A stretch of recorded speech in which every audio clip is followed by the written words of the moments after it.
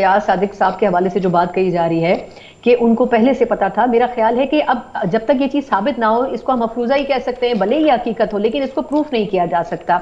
دوسری بات یہ ہے کہ اگر وہ واقعی اتنے فعال اور افیکٹو اسپیکر تھے تو ان کو رات گئے جب ٹیلی ویژن سکرینز کے اوپر ہر جگہ یہ چیز چل رہی تھی، سب کو معلوم تھا، اس وقت ان کی طرف سے کوئی ایکشن نہیں لیا گیا۔ ہمیں یہ سمجھنا پڑے گا کہ یہ سبق پاکستان تحریک انصاف کو سکھانا تھا کہ انہوں نے اتوار کی روز جو زبان استعمال کی تھی اس کے ریپرکشن ہوں گے، اس کے اثرات ہوں گے، اور وہ سبق ان کو بہت اچھے سے سکھایا گیا۔ لیکن اس کے اوپر جلتی پہ تیل کا کام کیا کیا پاکستان تحریک انصاف نے کہ انہوں نے سی ایم خیبر پختونخوا کے اسٹیٹمنٹ کو انڈورس کیا، بڑے سوچ بچار کر کے صحیح۔ خان صاحب نے جیل میں بیٹھ کے جو غلطی کی انہوں نے اس کو انڈورس کر دیا کہ جی وہ درست کہہ رہے ہیں اور ہم ہر صورت میں ان کے اسٹیٹمنٹ کے ساتھ کھڑے۔ بیرسٹر سیف صاحب جو ہیں وہ تواتر سے کہتے رہے کہ جی یہ غلط بیان دیا گیا، کسی بھی سین وائس سے آپ بات کرنے پی ٹی آئی میں وہ اس اسٹیٹمنٹ کے حق میں نہیں ہے، لیکن بحالت مجبوری صحیح سلمان اکرم راجہ صاحب کو آگے کر کے وہ پریس بریفنگ کروائی گئی اور اس میں قربانی کا بکرا بظاہر میری نظر میں سلمان اکرم راجہ صاحب بنے، کیونکہ ان کی طرف سے وہ پہلا آفیشل سٹیٹمنٹ تھا جو کہ ان کے عہدے پہ آنے کے بعد انہوں نے دیا۔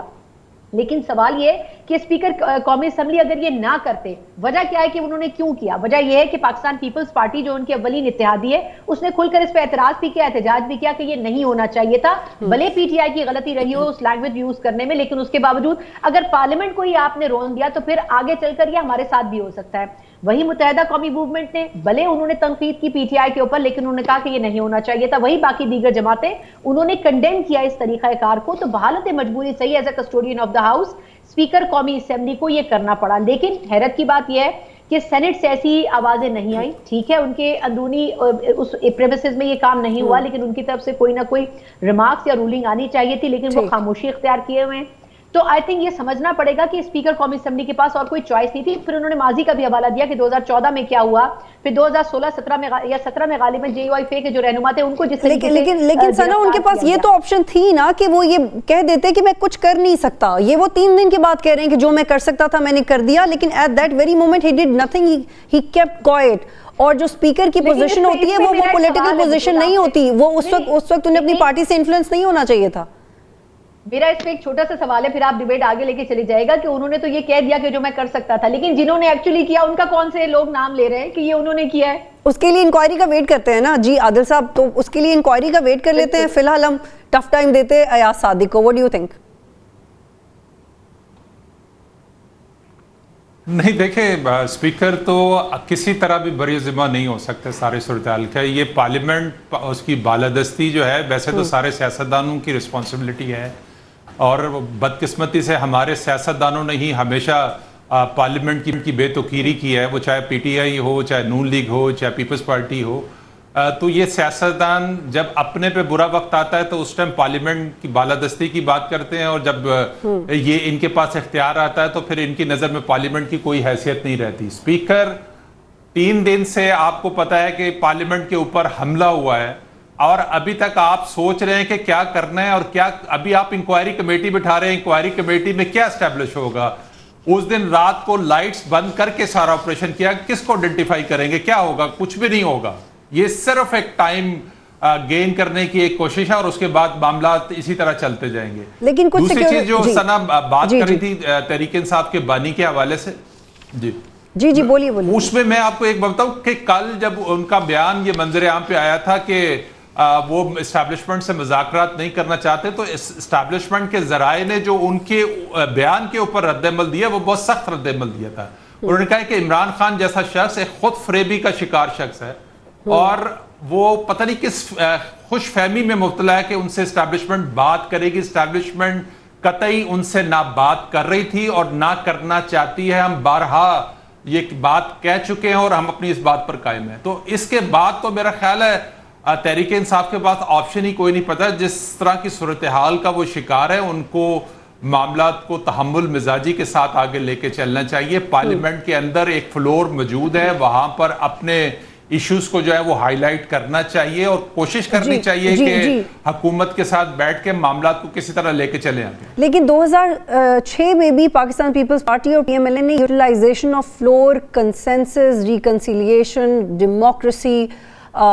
سول ملٹری ریلیشنز، الیکشنز، کون سا ایسا نقطہ نہیں تھا جس کے جمہوریت سے تعلق ہو اور اس کے اوپر ہوم ورک نہ کیا ہو، لیکن اس کی امپلیمنٹیشن ہم نے सफ़र देखी तारीख में, लेकिन आज अयाज सादिक साहब ने क्या अदा किया या उनकी क्या नीयत थी वो आपको सुनवाते हैं, फिर उसके ऊपर बात करेंगे। हमारी आपस में बैठे ना बैठे, मगर क्या हम पार्लियामेंटेरियंस पार्लियामेंट की खातिर, बेहतरी की खातिर, क्या हम कोई चार्टर ऑफ पार्लियामेंट नहीं साइन कर सकते? क्या हम लोग बेहतरी की तरफ नहीं जा सकते? इफ्तिखार साहब, मेरा तो आर्ग्यूमेंट ये है कि चार्टर ऑफ डेमोक्रेसी कितना इम्प्लीमेंट हो गया था जो आप चार्टर ऑफ पार्लियामेंट करना चाहते हैं, क्योंकि चार्टर ऑफ डेमोक्रेसी में तो आपने इससे भी ज़्यादा क्रूशल हालात को एड्रेस किया था। आपने कहा था कि आप फ्रीडम ऑफ एक्सप्रेशन देंगे, आपने कहा था कि आप पार्लियामेंट पे किसी को विक्टिमाइज नहीं करेंगे, आपने ये तक कहा था कि अगर इलेक्शन पे किसी को एतराज़ होगा तो उसकी भी स्क्रूटनी होगी, और बेतहाशा क्लॉज नंबर 14, 13, 21, 22, 32 और 34, अगर मैं ये इसकी तफसील बताने लग जाऊँ तो पूरा प्रोग्राम इस पे चला जाएगा, लेकिन इससे ज़्यादा सेंसिटिव नुकात पे ऑलरेडी पाकिस्तान पीपल्स पार्टी और PMLN का कंसेंसस था, लेकिन आज एक वाक़े पे हमें कंसेंसस नज़र नहीं आ रहा। इफ्तिखार साहब देखिए, जो 2006 का आप रेफरेंस दे रही हैं और चार्टर ऑफ डेमोक्रेसी की बात कर रही हैं, तो फिर इसका मतलब ये है कि इस मुल्क में मार्शल लॉ है या एक इनडायरेक्ट मार्शल लॉ लगा हुआ है, क्योंकि 2006 के अंदर जब चार्टर ऑफ डेमोक्रेसी हुआ था तब तो इस मुल्क में उस तरह की जमहूरियत नहीं थी। परवेज़ मुशर्रफ साहब जो है उन्होंने मार्शल लॉ जो है वो ऑब्वियसली डिक्लेयर जो है वो कर दिया था। तो जो फिर बाकी जो इस मुल्क के अंदर एक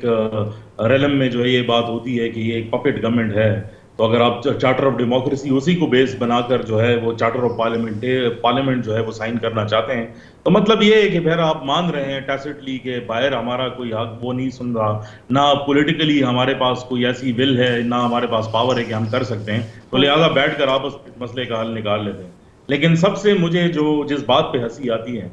जिस तरह हर मामले में आखिर में एबटाबाद कमीशन के अंदर भी जब उसामा बिन लादेन पकड़ा गया था तो इल्ज़ाम जो है वो SHO पे लगा दिया गया था कि स्टेशन हाउस ऑफिसर जो है वो जिम्मेदार है। इसी तरह जो स्पीकर साहब ने भी जो है वो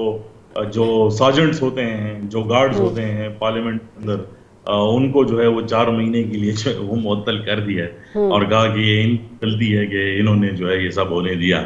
तो बाकी आप देख लें कि जिस तरह मामला चल रहे हैं, मेरे ख्याल में तो ये मुज़ाहका खेज किस्म के इंतजामात जो हो रहे हैं। लेकिन सना, अगर चार्टर ऑफ डेमोक्रेसी जो पीपल्स पार्टी और PMLN के दरमियान हुआ था उसका 13 नंबर का जो नुकता है वो यही कहता है कि ट्रूथ एंड रिकन्सिलिएशन कमीशन बनाना चाहिए ताकि पता चले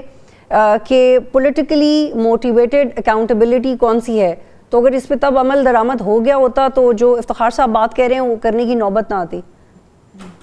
मेरा ख्याल है बतूल के कमीशंस के ऊपर तो पाकिस्तान में एक ऐसा मजाक बन चुका है जो ख़त्म होने का नाम नहीं ले रहा। हम आज तक हमूदुर रहमान कमीशन को पीट रहे हैं, कितने सैकड़ों कमीशन ऐसे हैं जो कि बने और उनकी रिपोर्ट्स आई और कुछ जस्टिफाइड थी, कुछ दुरुस्त भी थी, कुछ में सही चीज़ों की निशानदही भी की गई थी, लेकिन कितने कमीशन पे अमल हुआ ये भी एक अपने आप में लम्हा फिक्रिया है। मैं एक पॉइंट ज़रूर ऐड करना चाहूँगी, आपने भी चार्टर ऑफ डेमोक्रेसी की बात की। मेरा ख्याल है कि चार्टर ऑफ डेमोक्रेसी